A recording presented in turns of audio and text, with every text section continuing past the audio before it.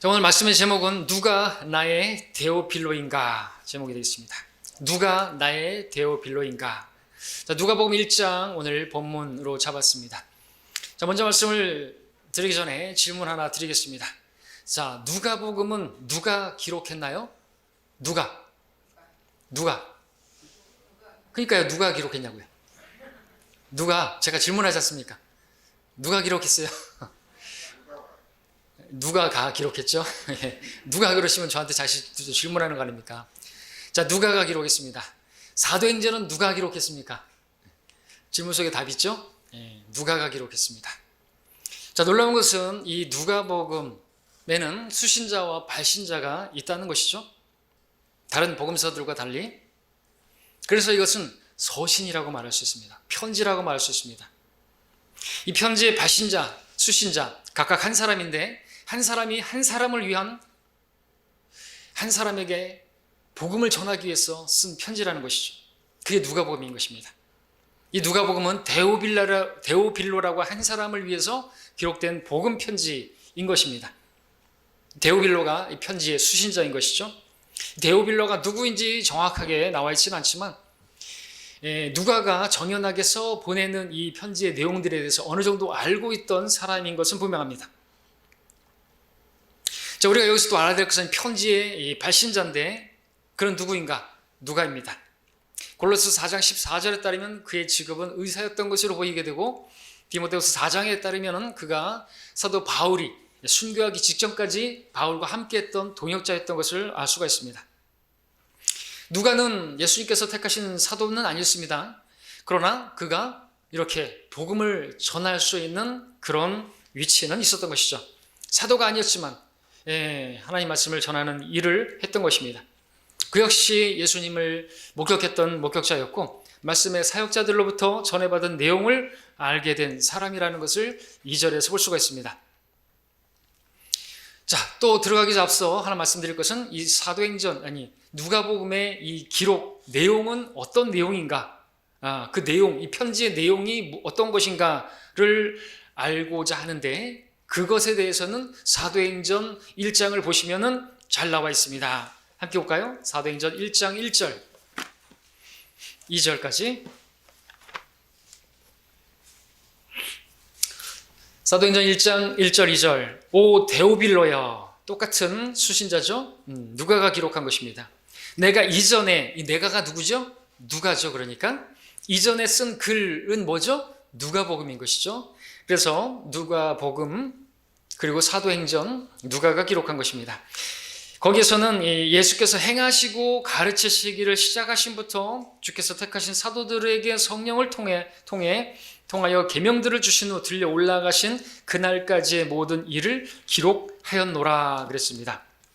그러니까 사도행전의 이 첫 서두의 글을 통해서 우리는 누가복음이 어떤 내용을 담고 있는지를 알 수가 있는데 그것이 뭡니까? 누가복음 책은 예수님께서 행하시고 가르치기를 시작하신부터 주께서 택하신 사도들에게 성령을 통하여 계명들을 주시고 올라가신 날까지 그 모든 일들을 기록한 것이 바로 사도행전이라는 것을 알 수가 있습니다. 그러니까 이 누가복음은 예수님의 공생의 사역을 잘 보여주고 있고 예수님께서 무슨 사역을 하셨는지를 잘 보여주고 있다. 그래서 예수님이 어떤 일을 하셨는지를 잘 알려고 한다면 특별히 누가복음을 읽어야 하는 것이죠. 자, 근데 오늘 우리가 또 제가 이 설교에서 여러분들이 눈여겨봐야 할 부분이 있는데 그것은 서두에서 말씀드렸던 것처럼 이 누가복음은 한 사람을 위하여 기록된 복음 편지다라는 부분인 것입니다. 누가라고 하는 한 사람이 데오빌로라고 하는 한 사람을 위해서 쓴 편지다라는 것이죠. 누가는 그 한 사람에게 예수님께서 행하신 그 일 그리고 성령께서 하신 모든 역사들을 가르치기 위해서 누가복음이라는 또 사도행전이라는 글을 썼다라는 것이죠. 그리고 그 두 권을 합쳤을 때 그 분량은 무려 52장이나 되는 그러한 분량이라는 것입니다. 이 자체가 여러분들에게 무엇을 알게 하고 있고 어떤 도전을 주는 것입니까? 무엇을 알게 하는 것입니까? 그처럼 우리가 한 사람에게라도 복음을 증거하는 일은 그처럼 소중하다는 것이죠. 한 사람의 혼이 그렇게 귀하다는 것이고 그 한 사람을 위해서 우리가 복음을 전하는 그 일의 시간과 노력과 또 어떤 편지를 쓴다고 하고 하는 열정을 쏟는 것은 전혀 아까운 일이 아니다라는 것을 우리가 알게 되는 것이죠. 그렇지 않습니까? 동의하지 않습니까? 구원받은 성도들이라면 여러분들도 그랬을 것이에요. 구원받았을 때 그 첫사랑이 뜨거웠을 때 여러분들이 어디에 살고 있는 어떤 친척에게라도 멀리까지 있는 친척에게라도 달려가서 복음을 전하는 그 시간이 아깝지 않고 또 그에게 편지를 쓰든 그 장문의 편지를 써서라도 예수님을 소개하고 싶고 그래서 그가 구원받게 하기 위해서 여러분들도 편지를 썼을 것입니다. 구원받은 사람들에게는 그러한 증거가 있지 않습니까? 왜? 이게 너무나 소중하기 때문에. 다시 말씀드리지만 한 사람에게라도 우리가 복음을 전하는 일은 그것은 우리가 해야 할 정말 가치 있고 소중한 일이고 마땅한 일이라는 것이죠. 누가는요 사도행전과 그리고 누가복음 총 52장의 그러한 장문을 한 사람을 위해서 그렇게 썼다는 것입니다. 이 자체가 우리에게 많은 것을 생각나게 하고 또 도전을 주고 있지 않습니까? 자, 그리고 이제 누가복음은 복음을 전하는 저와 여러분들이 무엇을 갖춰야 되는지를 또 보여주고 있는데 오늘 본문 1절부터 4절까지 말씀을 통해서 구령자들이 갖춰야 할 자세가 무엇인가, 복음을 전하려고 하는 사람들이 가져야 할 것이 무엇인지를 보여주고 있다. 그것을 오늘 제가 설교하고자 하는 것입니다. 자, 첫 번째로 우리는 무엇을 전하는가 하는 부분인데 무엇을 전하는 것입니까? 무엇보다도 우리는 내가 확실하게 믿은 것을 전해야 된다라는 것을 말씀을 드립니다. 1장 1절이죠. 우리 가운데서 가장 확실히 믿게 되었던 일들의 실상에 관하여 정연하게 기록하려고 손을 댄 사람이 많았으니 라고 말하고 있습니다. 그리고 3절에서 시초부터 모든 일을 정확하게 알고 있는 나도 데오빌로 카카에게 정연하게 써 보내는 것이 좋을 것 같아노라 그렇게 말하고 있습니다. 자, 우리 구령자들은 확실히 믿은 것이 있어야 되는 것입니다. 그래야지 우리가 확실히 믿은 바를 또 전할 수가 있는 것이죠. 확신이 없는데 어떻게 전하겠습니까? 내가 확실히 믿지 않은 것을 전한다면 전하는 그 사람은 설득력도 없는 것입니다.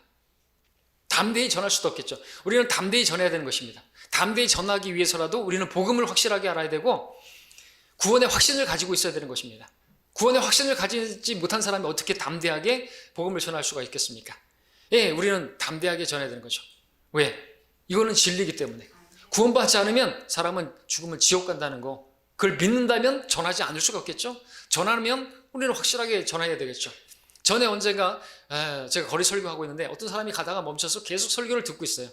그래서 저희 집사람이 가서 복음을 전했는데 나중에 알고 보니까 왜 발걸음을 멈추고 계속 제 설교를 들었냐니까 다른 건 모르겠고 제가 너무나 확신 가운데 전하는 것을 보고 도전을 받은 것이죠. 그러면서 하는 말이 저분은 믿는 바를 정말 확실히 믿고 전하는 것 같다고, 그래서 그 자체가 너무나 도전이 돼서 자기가 듣고 있다고 그렇게 말하는 것을 봤습니다. 확신을 가지고 전하니까. 근데 불확실하게 전하면 어떻게 되겠습니까? 사람들이 들을 생각을 안 하겠죠. 어떤 그런 강사든지 어떤 그런 사람들도 확신 있게 전해야죠. 그죠? 담대하게 전해야죠. 어떤 사실을 전한다, 역사를 전한다고 한다는 그런 교사들도 정확하게 자기가 또 분명히 믿는 가운데 전하지 않는다면 학생들이 긴가민가 하겠죠. 자, 다른 사람에게 복음을 전하는 사람은 자기가 복음을 분명히 경험을 해야 되는 것입니다. 근데 오늘날 우리 보면 많은 기독교인들이, 선교사라고 하는 사람들이, 구원의 복음을 전하려고 간다고 하는 사람들이, 멀리까지 간다고 하는 사람들이 사실상은 복음이 무엇인지도 모르고 자신이 구원을 받았는지 확신도 없고 물어보면 이상한 얘기를 하는 사람들 있죠. 예수님 하나님 만난 이야기를 하는데 이상한 얘기를 하는 것이에요. 자기가 치유받은 얘기를 한다든지 기도원에서 무슨 음성을 들었다든지 어떤 성령 체험을 했다든지 그런 것들은 구원을 받은 게 아닌 것입니다. 구원은 오직 복음을 통해서 받는 것이고, 그래서 복음을 정확하게 아는 사람들만이 복음을 전할 수가 있는 사람들인 것이죠. 자기가 어떻게 태어나는지를 아는 사람이 다른 사람들을 태어나게 할 수가 있는 것이죠. 성경에 따르면 우리가 복음을 통해서 우리가 태어난 것이에요. 바울이 말하죠. 내가 너희를 복음으로 낳았노라 했습니다. 복음이 무엇인지 분명하게 알아야 되죠. 성경대로 그리스도께서 우리의 죄들로, 내 죄들로 인해 죽으시고 다시 살아나셨다. 내 죄값을 다 치르셨다. 내가 받을 대신, 내 벌을 대신 받으셨다. 그래서 그분을 믿으면 내 죄값이 지불되었기 때문에 내가 또 지불 필요가 없고, 내가 받아야 할 형벌이 없고, 그래서 지옥 갈 필요가 없다. 얼마나 기쁜 소식이에요. 이걸 알아야지 또 아는 사람은 그걸 전하지 않을 수가 없는 것입니다. 그렇죠? 자, 구원의 확신이 없는 사람이 어떻게 복음을 전할 수가 있겠습니까? 그러므로 복음을 전하고자 하는 사람은 자신이 먼저 나는 구원받은 사람인 것인가, 나는 오늘 죽어도 나는 하늘 날아갈 수 있는 확신이 있는 것인가, 그것을 점검해 봐야 되는 것이죠. 주께서 우리가 어설프게 아는 것을 원하지 않으십니다. 우리가 믿고 확신하기를 원하시는 것이죠. 믿는 바에 있어 확신해야 되는 거예요. 많은 종교인들은 믿고 바랄 뿐이죠. 그런 신앙생활을 할지 모르겠습니다. 그들의 종교하고 우리가 종교라고 말하지 않지만 다른 것은 뭡니까? 우리는 믿고 확신한다는 것이죠. 우리는 확신합니다. 왜? 이게 진리이기 때문에 그렇습니다. 다른 종교들에도 뭐 진리가 있습니까? 우리 종교만 뭐 소중하고 다른 종교들은 우리가 차별하고 그러는 것입니까? 거기도 진리가 있다고 하면 우리가 차별하면 안 되겠죠. 그들을 무시하면 안 되겠죠. 그러나 그들의 종교는 틀린 것입니다. 다른 게 아니고 틀린 거예요. 다른 종교를 우리가 너희가 종교가 중요하면 다른 종교도 중요하다? 아니죠. 틀린 종교이기 때문에. 그죠? 사람들이 만든 많은 종교들이 있고, 근데 그게 어떤 게 진리예요? 사람을 만드신 분의 그 한 종교가 옳은 것이죠. 너무나 단순한 거 아닙니까? 사람들이 만든 종교들이 아니라 사람을 만드신 분의 참 종교가 진짜죠. 그러니까 가짜는 믿을 게 못된 거죠. 우리는 안 믿는 거예요. 그 너무나 단순한 거 아닙니까? 여러 길이 있는데 가는 곳은 같아요? 그런 게 없습니다. 주께서 우리가 어설프게 하는 것을 원치 않습니다. 확신하기를 원하시는 것입니다. 많은 문제의 원인은 어설프게 알기 때문에 그렇죠. 진리의 말씀을 올바로 나눠서 공부하지 않기 때문에 구원을 어떻게 받는지를 모르기 때문에 눈먼 소경들로서 구덩이로 그렇게 사람들을 이끌고 있는 것을 보게 되는 것입니다. 어설프게 하는 것은 확실히 믿는 것이 아니고, 확실히 믿는 것이 아니라고 한다면 믿는 것이 아닌 것입니다. 그렇게 믿는 것이 아닌 사람들이 그러니까 복음을 못 전하는 것입니다. 믿는 것이 확실하지 않다고 한다면 언제든지 흔들릴 수 있고, 그렇기 때문에 성경에서는 확신의 필요성, 그 중요성에 대해서 자주 말하고 있습니다. 베드로가 확신한 것은 무엇입니까? 우리는 주께서 그 그리스도, 그 살아계신 하나님의 아들이심을 믿으며 또 확신하나이다 라고 말했던 것입니다. 베드로는 주님께서 칭찬하셨습니다. 그래서 혈과 육에 의한 것이 아니라 하나님께서 계시해 주신 것이다. 복된 것이죠. 여러분들도 복된 것입니다. 가만히 생각해 보십시오. 저 사람들은 모르는데 여러분들은 알고 확신하고 있지 않습니까? 예수님께서 하나님의 아들이신 것을, 여러분들은 그 예수님이 여러분의 주이신 것을 보게 되었잖아요. 이거 대단히, 근데 우리가 잘나서 깨달은 게 아닌 거죠. 주님께서 열어주셨기 때문에 여러분은 복된 것입니다. 우리는 자랑할 분은 주님밖에 없고, 그렇게 자랑할 분이 주님밖에 없다고 한다면 그분을 자랑해야 되는 것이죠. 우리는 그분을 선포해야 되는 것입니다. 예수님께서 여러분의 죄들을 우리는 빚진 자의 마음을 가지고 전해야 되는 것이죠. 빚을 갚아야 되는 것이에요. 우리가 대단하게 어깨 힘들어가지고 막 복음 전하는 게 아닌 것이죠. 자, 바울은 주님에 대한 많은 확신이 있었습니다. 이런 일을 행하는 자들에게 진리대로 하나님의 심판이 있는 것을 우리가 확신하노라. 로마서 2장 2절에서 심판이 있다는 걸 확신했던 거죠. 그죠? 믿지 않는 자들에게는 심판이 있습니다. 한번 죽는 것은 사람들에게 정해진 것이고, 그 뒤에는 심판이 정해져 있습니다. 누가 그걸 믿지 않는다고 해서 달라지는 게 없어요. 그렇다면 우리가 그 확신한 바에 따라서 거기서 행동이 나오겠죠. 확신하지 않는다면 아무 일도 못하는 것입니다. 내가 확신하노니 사망이나 생명이나 천사들이나 정사들이나 권세들이나 현재 일들이나 다가올 일들이나 높음이나 기쁨이나 어떤 다른 피조물들이라도 우리를 그리스도 예수, 우리 주 안에 있는 하나님의 사랑에서 떼어놓을 수 있는 게 없다고, 그것을 확신한다고 그랬습니다. 구원의 확신을 말하는 거죠. 그 확신이 없으면 어떻게 담대하게 흔들리지 않고 주의를 넘치게 할 수가 없는 것입니다. 그 안에서 우리가 그분을 믿음으로 담대함과 확신을 가지고 나아가느니라. 에베소서 3장 12절이죠. 우리가 이것을 확신하노니 너희 안에서 선한 일을 시작하신 그분께서 예수 그리스도의 날까지 완성하시리라. 빌립보서 1장 6절이죠. 사랑하는 자들아, 우리가 이같이 말하지만 너희에게 더 좋은 일들과 구원과 함께 올 일들이 있음을 확신하노라 그랬습니다. 바울은 이러한 확신을 가진 사람으로서 다른 사람들도 확신을 가지기를 바랬습니다. 그러나 너는 내가 배운 것과 확신한 것에 꾸준히 거하라. 디모데후서 3장 14절에서 우리는 믿음의 온전한 확신 가운데서 진실한 마음으로 다가가자. 히브리서 10장 22절에서 그러므로 너희의 확신을 버리지 말라. 그리하면 큰 상이 있느니라. 히브리서 10장 35절이죠. 분명한 것은 확실히 믿은 사람만이 다른 사람에게 복음을 전할 수가 있다는 것입니다. 그리고 그러한 확신을 심어줄 수도 있는 것이죠. 때문에 오늘 누가도 말합니다. 이는 각하가 배우신 것들의 확실함을 알게 하려 함이라 하죠. 데오빌로도 확실히 알기를 바라는 것입니다. 왜? 그래야지 그 사람도 다른 사람에게 복음을 전할 수 있어야지. 근데 여러분들이 내가 확신하지 못한다고 한다면 그런가? 아유 뭐 죽어봐야 알지. 뭐 우리 칼빈주의자들이 아니잖아요, 그죠? 하나님께서 예정하셨는지 안 예정하셨는지 내가 죽어봐야 알지. 그러면 확신이 없는 사람들이기 때문에 복음을 못 잡는 거예요. 그래서 칼빈주의는 골빈주의고 그건 사악한 마귀 그린 것이에요. 그걸 믿는 사람들이 이상한 사람들인 것이죠. 절대로 확신 못 가집니다. 칼빈주의는. 죽어봐야 알죠. 하나님께서 나를 예정하셨는지 나를 택하셨는지 모른단 말이죠. 그러니까 복음 못 전하는 거예요. 장로교인들이. 우리처럼 전하는 거 봤습니까? 열매를 보면 나무를 알 수 있는 것이죠. 그가 정말로 구원받았는지 안 받았는지. 구원받은 거로 착각하게 만들다가 교회 생활을 하다가 지옥 가게 만든 그거 얼마나 사악한 것이에요. 잘못된 것은 잘못됐다고 선포해야 되는 거 아닙니까? 그래서 우리가 담대하게 그들에게 전하는 거죠. 거리 설교할 때도 그런 것입니다. 교회 다니는 게 중요한 거 아닙니다. 여러분 교회 다닌다고 해서 여러분들 구원받은 거라고 착각하지 마시라고. 예수님을 영접한 적 있습니까? 오늘 죽어도 확신 있습니까? 하늘나라 갈. 자, 우리는 확신을 믿은 것을 확신해야 되는 것입니다. 그래서 첫 번째로 말씀드린 거, 우리가 무엇을 전하는 것인가? 그것은 확실히 믿은 것을 전해야 되는 거예요. 그러기 위해서는 우리는 확신을 가져야 되고, 확신을 가지기 위해서 우리는 또한 하나님 말씀을 먹어야 되는 거죠. 믿음은 들음에서 나고, 들음은 하나님 말씀에서 나기 때문에 하나님 말씀을 읽지 않고 세상의 것들을 계속 취하게 되면은 이게 혼미해지게 되어 있어요. 세상을 보십시오. 뭐 아무 문제 없는 것 같아요. 세상 사람들을 보십시오. 저 사람들도 잘 먹고 잘 살고 뭐 복 누리고 그러는 것 같아요. 하나님께서 복 주셔가지고 잘 먹고 잘 사는 것 같아요. 떵떵거리고 살잖아요. 우리보다 더 나은 것 같아요. 그렇게 보면 안 되잖아요, 그죠? 하나님의 말씀을 봐야죠. 믿음을 가져, 확신을 가져야죠. 저 사람들 그래봐야 심판받는 거예요. 그런 믿음이 없다면 우리 실족해요. 왠지 아십니까? 나는 이렇게 살고 복음 전하다가 박해받고 그런데 저 사람들은 뭐 아주 그런 거침도 없이 어떤 부담도 없이 그냥 막 살잖아요. 잘 살잖아요. 자유롭게 사는 것 같잖아요. 그렇지 않다는 것이죠. 보이는 게 다가 아닌 것이에요. 그래서 우리는 더더욱 확신을 가지기 위해서 하나님의 말씀을 가까이 하고 읽어야 되고 묵상해야 되는 것입니다. 자, 두 번째는 누가 전하는 것인가 이거죠. 누가 전하는 것인가. 전하는 사람의 자격입니다. 그것은 처음부터 목격자가 되고 말씀의 사역자가 된 자들이 전한다 말씀을 드립니다.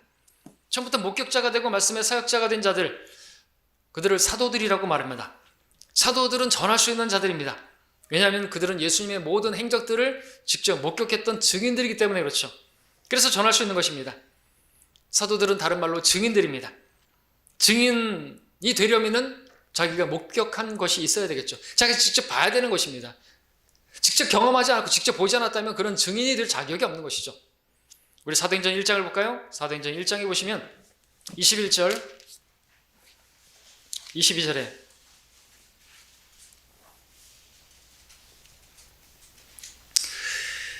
그러므로 주 예수께서 우리 가운데 출입하신 모든 기간 동안 즉 요한의 침례로부터 시작하여 우리를 떠나 들려 올라가신 날까지 줄곧 우리와 더불어 지냈던 이 사람들 중에서 한 명을 뽑아 우리와 함께 주의 부활의 증인이 되게 해야 하리라고 하더라 그랬습니다. 자, 유다 이스카리옷을 대신해서 사도를 뽑아야 되는데 그 증인, 사도는 그 증인인데 그 증인의 자격이 어떤 자인가 여기서 나오고 있죠. 예수께서 출입하신 모든 기간 동안 그리고 들려 올라가실 때까지 함께했던 그 예수님을 목격했던 그 사람이 증인으로서의 사도의 직분을 받을 수 있었고 결국 마띠에게 뽑혀져서 12사도로 계수가 되는데, 자, 그렇다면 오늘 우리는 누굽니까? 우리는 증인의 자격이 있습니까? 우리에게 예수님께서 출입하시는 모든 기간 동안 그리고 하늘로 들려 올라가시는 날까지 우리가 그분을 목격한 적이 있습니까? 함께 지냈던 적이 있습니까? 우리는 그런 사람들이 못 되죠? 우리는 그런 사람들이 아니죠? 그래서 우리는 예수님을 전할 자격이 없는 사람들이 아닙니까? 그러나 그렇습니까? 그러나 우리도 예수님을 전할 증인이 될 수가 있습니다.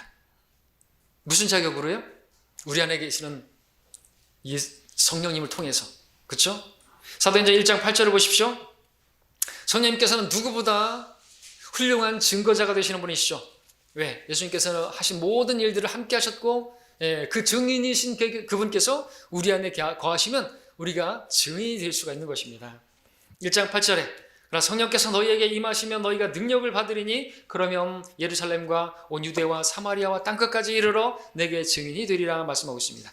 성령께서 임하시면 그 능력도 우리가 받고 또 무엇보다도 증인의 자격이 우리에게 있는 것이죠. 왜 증인의 자격이 되는 것인가? 그분께서 내주하시기 때문에, 그분은 증인이시기 때문에, 함께 하셨기 때문에, 다 모든 일을 함께 하시고 역사하셨고 그렇기 때문에. 여러분 아십니까? 증인의 자격은 최소 2사람인 거 아십니까? 주님께서 말씀하셨습니다. 만일 내가 판단을 해도 나의 판단은 옳으니라. 이는 내가 혼자 있는 것이 아니요 나와 나를 보내신 아버지께서 함께 있기 때문이라. 너희 율법에도 2사람의 증거가 옳다고 기록되어 있느니라. 그렇죠? 예수님께서는 아버지와 함께 하시기 때문에 나의 판단과 이 모든 것들은 옳은 것이다. 너희 율법에도 2사람의 증거가 옳다고 하지 않았느냐. 그렇죠? 여러분들 어떤 것을 증거하려면 최소 2사람 그리고 2-3사람이 증인이 있어야 되는 것이죠. 근데 우리에게는 있는 것입니다. 그럼 목사에 대한 송사도 2-3사람의 증인이 없으면 받으면 안 되는 것이고 말하면 안 되는 것이에요. 근데 그런 증인도 없는데 고소를 한다? 목사에 대해서 또 목사들에 대해서 그건 심판받을 죄예요. 심판받습니다. 심판받을 거예요. 자, 증인이 있어야 되는 거예요. 증인이. 자, 성령님께서는 누구보다도 증인으로서 자격이 있으신 분이고 그분이 우리 안에 내주하시기 때문에 우리는 증인의 역할을 할 수가 있는 것이고, 그리고 그분으로 우리가 충만하게 될 때 우리는 증인의 역할을 할 수가 있는 거예요. 우리 능력으로 하는 게 아닌 것입니다. 성령으로 충만하면 그리고 성령께서는 진리로 인도해 주시는 분이고 무엇이나 들은 것을 생각나게 하시는 분이고 예수님을 증거하시는 분입니다. 성령님은 스스로를 말씀하지 않으시고 무엇이나 바로 진리이신 예수 그리스도를 소개하기 위해서 우리 안에 계신 분입니다. 여러분 안에 성령이 계십니까? 성령께서 여러분을 성전 삼으셨습니까? 그렇다면 여러분들이 해야 될 일이 뭡니까? 여러분 증인을 해야 되는 거예요. 증인. 그분을 증거하는 삶을 살아야 되는 것이에요. 그 목적으로 우리 안에 사시는 분이 성령님이시라는 것이죠. 사도행전 4장 8절을 볼까요? 사도행전 4장 8절.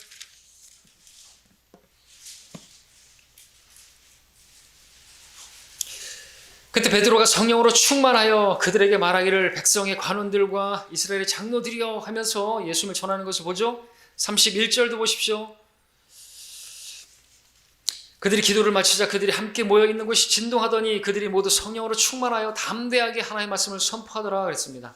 담대하게 어떻게 해요? 능력으로 성령을 통하여 성령으로 충만하니까, 성령으로 충만하면 예수님을 전하고요. 육신으로 충만하면요 고린도 교회들처럼 자기만을 드러내려고 하죠.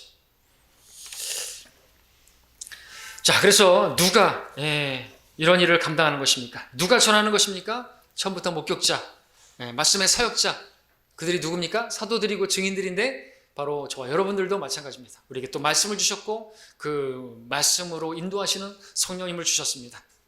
증인의 역할을 할 수 있도록 성령님이 내주하시는 것입니다. 그럼 우리는 사실 본업이 다른 게 아니에요. 먹고 사는 것은 주님을 섬기기 위해서 필요한 것들이에요. 여러분들 이것이 바뀌면 안 되는 거예요. 하나님의 나라와 의를 먼저 구하는 게 우리가 삶이지, 먹고 마시고 무엇을 먹을까 더 돈을 벌까 이게 먼저가 되면 안 되는 거예요. 그죠? 하나님의 나라를 먹고 마시는 것이 아니라 의와 화평과 기쁨이지 않습니까? 이게 바뀌면 안 되시는 것이죠. 그런 것들을 하나님을 섬기기 위해서 또 예수님을 증거하는 삶을 살기 위해서 필요한 것들인 거예요.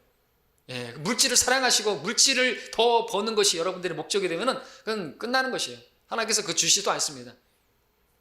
우상이 되는 것이에요. 탐심이 우상이니까. 돈이 뭐 더 많으면 행복합니까? 매일 소고기 먹으면 행복합니까? 아니라니까요. 자, 세 번째로 말씀드릴 것은 어떻게 전해주는 것인가 이죠. 어떻게 전해주는 것인가, 이거는 또 몇 가지로 말씀드리는데, 첫 번째는 말씀의 목격자들과 사역자들이 전해준 것처럼 그대로 전해준다. 2절에 말씀하고 있는 것처럼 누가복음 1장 2절에서 처음부터 말씀의 목격자들과 사역자들이 어떤 사람들이 우리에게 전해준 것처럼 우리도 그냥 기록된 대로 전하면 되는 것입니다. 더하거나 빼면 안 되고요. 거기다 뭘 포장하려고 하면 안 되고요. 우리의 지혜를 거기다 집어넣으려고 하면 안 되는 것입니다. 성경에 써준 대로 그대로 우리는 받아가지고 전하면 되는 거예요. 복음을 다른 것을 막 섞으면 안 되는 것입니다. 처음부터 주님을 목격했던 자들이 써준 대로, 말씀의 사역자들이 전해준 그대로 우리도 전하는 것이죠. 더하거나 할 필요 없는 것이죠. 기록된 하나님의 말씀보다 더 확실한, 더 좋은 증거 자료는 없는 것입니다. 어떤 표적이나 어떤 이적 따위 그런 것들은 하나님의 말씀을 대체할 수가 없는 것입니다. 보여줘야 믿지 그러면서 은사주의 집회 같은 데서 하고 하는데 그런다고 살아계신 하나님을 믿는 거 아닌 것이에요. 그런 표적으로 구원받는 것도 아니고 그런 표적을 보여준다고 해서 믿음이 형성되는 것도 아니에요. 믿음은 하나님 말씀에 의해서입니다. 주님께서 누가복음 16장에서 부자와 나사로 그 이야기를 하시면서 부자에게 말씀하셨죠. 만일 그들이 모세와 선지자들의 글을 믿지 않으면, 그 말을 믿지 않으면 비록 누가 죽은 자들로부터 살아난다 해도 그들을 설득할 수 없을 것이다. 아멘입니다. 본다고 해서 믿는 게 아닌 거예요. 예수님께서 얼마나 많은 표적을 행해 주셨습니까? 근데 어떻게 했어요? 십자가에 못 박아 버렸어요. 보여줄 표적이 뭐밖에 없었어요? 요나의 표적밖에는 이제 너에게 보여줄 게 없다 이거죠. 그리고 그 요나의 표적까지도 보여주셨습니다. 맞죠? 요나가 고래 뱃속에서 3일날 3일 밤을 그렇게 있다가 살아났잖아요. 그 표적을 보여주셨잖아요. 그런데 어떻게 했어요? 입 닥치라고. 그 로마 병사들에게 입 닥치라고, 너희들 가만히 있으라고. 부활한 거 아니라고. 돈 주면서. 부활한 게 아니고 제자들이 훔쳐갔다고. 아니 그렇게까지 보여줬는데도 안 믿어요. 그러니까 본다고 믿는 게 아니에요. 보지 못하고 믿은 자들은 복 있는 자들인 것이죠. 우리는 믿음으로 행하고 보는 것으로 행하지 않습니다. 여러분 뭔가 보기 원하시면 여러분들 음란한 세대가 되는 것이에요. 음란한 세대가 표적을 구하는 것이죠. 표적은 유대인들이나 구하는 것이지 이방인들이 구할 것도 아닙니다. 아무리 어떤 대단한 놀라운 뒤로 자빠지고 막 그렇게 막 성령 체험한다는 그런 것들 다 쇼고요. 그런 것들이 하나님의 말씀을 대체해서는 안 되고요.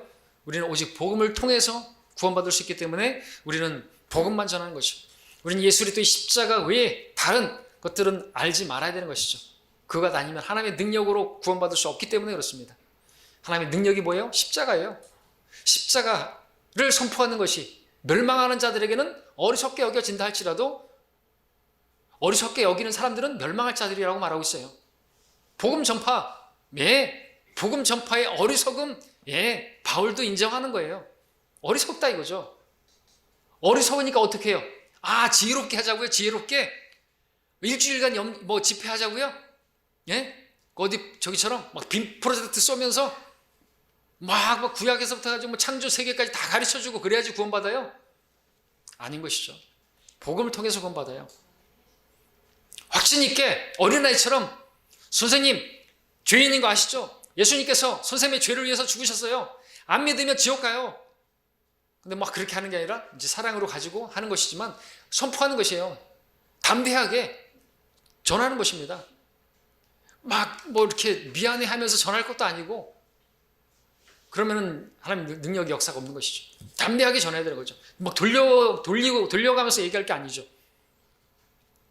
사람들은 막 돌려 얘기하고 막 이렇게 막 하지만 우리처럼 단순하고 그냥 있는 그대로 우리에게 받은 그대로 전하면 이 사람들은 거기서 하나님 역사하시는 거죠.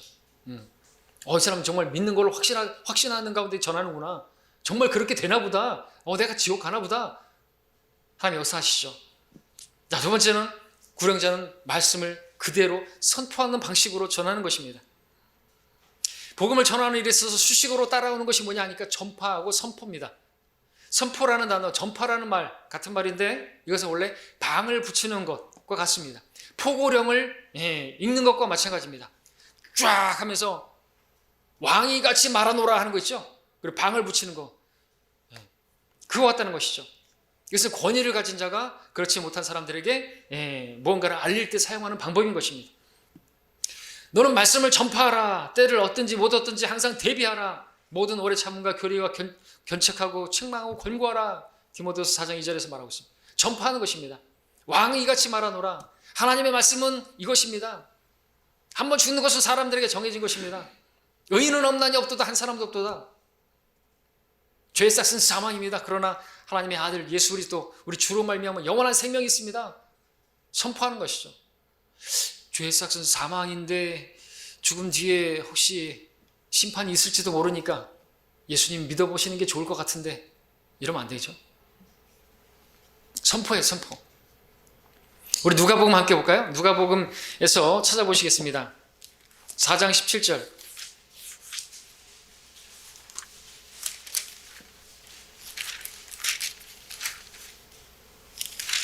4장 17절에 자, 이 말씀을 선포하는 것이 17절부터 18절까지 읽습니다. 선지자 이사야 책을 들으니 그 책을 펴시고 그같이 기록된 부분을 찾으시더라. 주의 영이 내게 임하시니 이는 가난한 자들에게 복음을 전하게 하시려고 내게 기름을 부으심이라. 그가 나를 보내셨으니 이는 마음이 상한 자를 치유케 하시며 포로된 자들에게 구원을 선포하고 눈먼 자들을 보게 하고 짓밟힌 자들을 해방시켜주고 주의 기법 받으시는 해를 전파하게 하심이라 하시면서 이제 앉으셨죠. 전파하신 겁니다. 기록된 말씀을 쫙 포고를 읽는 것이에요. 그 다음에 우리 8장 1절도 볼까요? 8장 1절.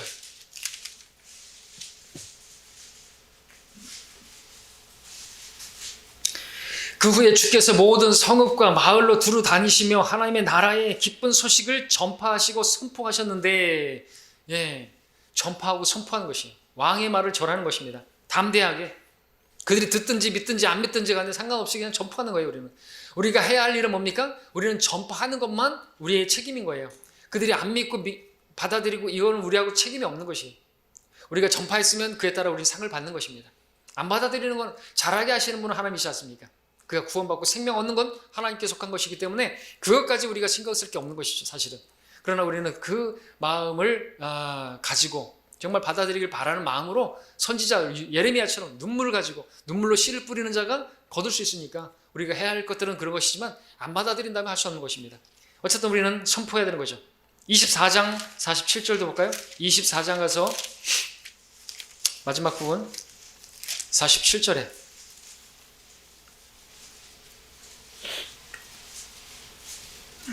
주께서 말씀하십니다. 예루살렘에서 시작하여 모든 민족 가운데 그의 이름으로 회개와 제사함이 선포되어야 하리라 했습니다. 너희가 이런 일의 증인이니라 했습니다.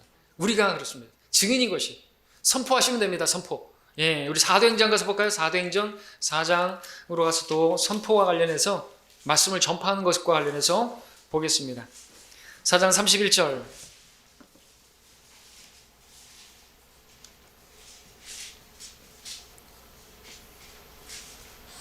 그들이 기도를 마치자 그들이 함께 모여 있는 것이 진동하더니 그들이 모두 성령으로 충만하여 담대하게 하나님의 말씀을 선포하더라 했습니다.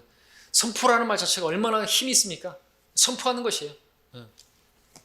그리고 이 13장 33절 보겠습니다. 13장 33절.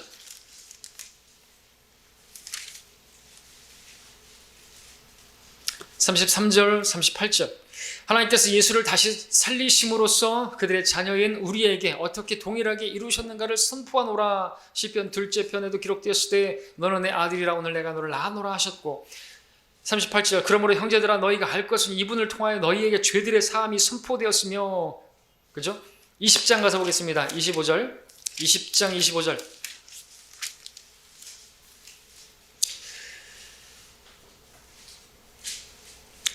이제 보라 내가 너희 가운데 왕래하며 하나님의 나라를 선포하였으나 너희 모두가 더 이상 나의 얼굴을 보지 못하게 될 줄 내가 아노라 했습니다. 선포라는 말씀이 나오죠. 26장 마지막으로 26장 23절